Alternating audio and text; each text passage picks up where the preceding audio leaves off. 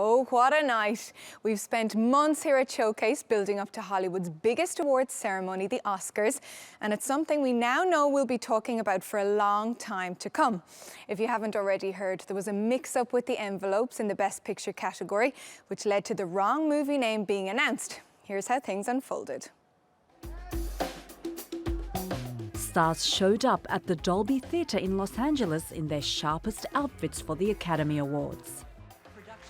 But the most anticipated part of the night also turned out to be the most awkward. La La Land was declared winner for Best Picture, but after its cast and crew were already on stage to accept the prize, a mistake was announced. The real winner was Moonlight. Even in my dreams, this could not be true. But to hell with dreams. I'm done with it, because this is true. Oh my goodness. But La La Land still took home the most Oscars. The musical love story grabbed 6 awards out of 14 nominations, including Best Actress for Emma Stone. And Damien Chazelle was selected Best Director. He became the youngest ever to receive the prize. I want to thank Olivia, my love, sitting there. This was a movie about love, and I was lucky enough to fall in love while making it, and it means the world to me that you're here sharing this with me. Thank you. Thank you so much. La La Land also won Best Original Song with Ryan Gosling and Stone's duet City of Stars, but this time John Legend performed it. City of stars, there's so much that I can't see. Casey Affleck took home the Best Actor prize for his role in Manchester by the Sea. And the Oscar goes to Viola Davis. For her role in Fences, Davis got the Best Supporting Actress award. So here's to August Wilson, who exhumed and exalted the ordinary people. Moonlight snatched up 3 prizes, including Best Supporting Actor for Mahershala Ali. He became the first Muslim actor ever to win an Oscar. My grandma would want me to button up. Justin Timberlake got everybody up on their feet during his performance of the nominated song, Can't Stop the Feeling. The Grammy winner is no stranger to the show, unlike this year's host Jimmy Kimmel. Thank you for letting me be a part of this. I'm excited. I've never been to the Oscars before. This is my first time here, and the way you people go through a host is probably my last time here, so... Kimmel also took time to send a tweet. You know, we're more than 2 hours into the show, and Donald Trump hasn't tweeted at us once.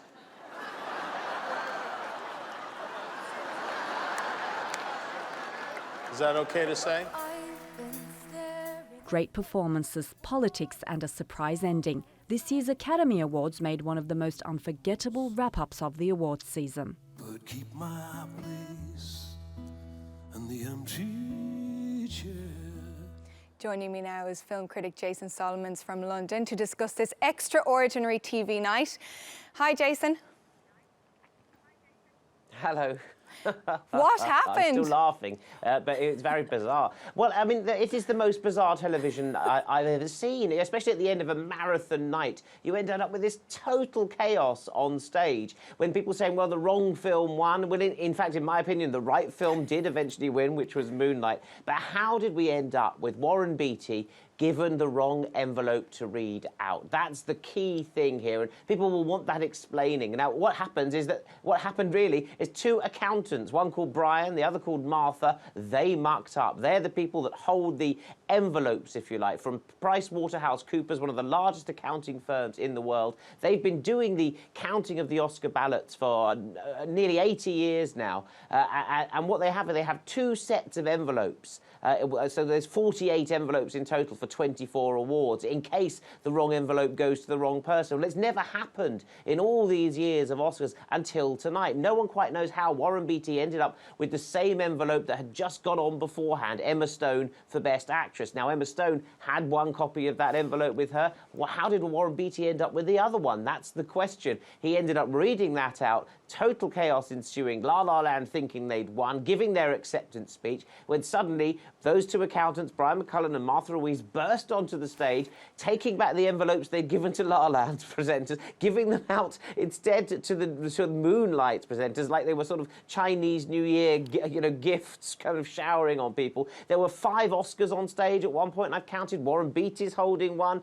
The producer of La La Land, Jordan Horowitz, grabs one of the envelopes out of Warren Beatty's hand and holds it up to the camera to say, look, we've made a mistake. I mean, thank the Lord for Jordan Horowitz, because he, in the end, was a voice of calm and a voice of truth in all of this. Otherwise, you'd have suspected some rigging. What there was massive human error.